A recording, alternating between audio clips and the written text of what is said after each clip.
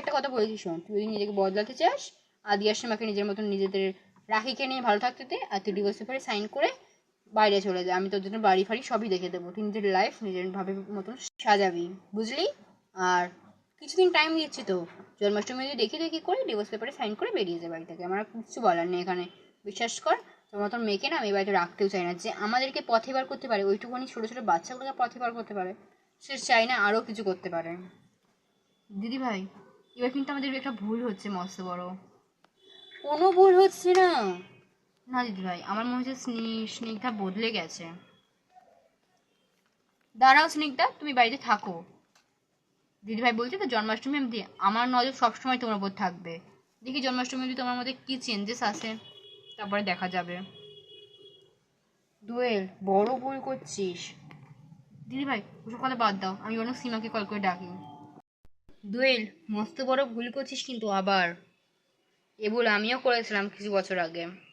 দিদি ভাই তুমি ভুলে যাচ্ছ, দুটো ভুলের মধ্যে অনেকটা পার্থক্য ছিল না? সীমা, সীমা এদিকে আয়।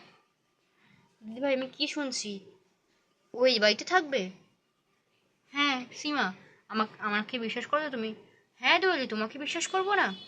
বিশ্বাস করো, ও বদলে গেছে। আমি বলছি শোনো, বদলে গেছে। সময়ই বলবে সেটা।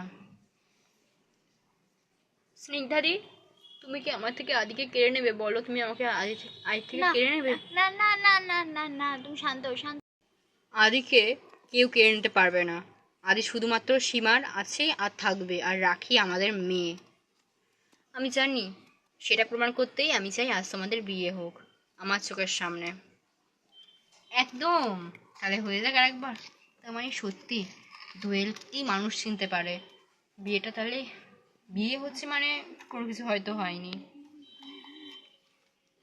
আমি তোমাকে আমার লেহেঙ্গাটা দিচ্ছি, দাঁড়াও এনে।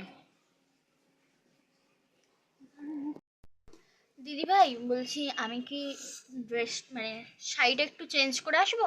নাও করতে পারিস, ভালোই লাগ। দিদি ভাই তুমিও না।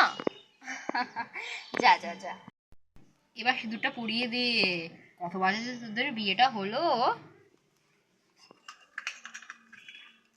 আজ থেকে আমার ভালোবাসা আবার পূর্ণতা পাবে ভগবান, দেখো। দাঁড়াও, এই বিয়েটা হওয়ার আগে আমি আদির সাথে কিছু কথা বলতে চাই। আদি এসো প্লিজ আমার সাথে। কি বলবো স্নিগ্ধা? বলতে চাই, তুমি মন দিয়ে সীমাকে বিয়েটা করো। আমরা একটা বন্ধু হয়েই নয় থাকলাম, দোষটা তো আমার, সংসারটা তো আমি করতে পারলাম না।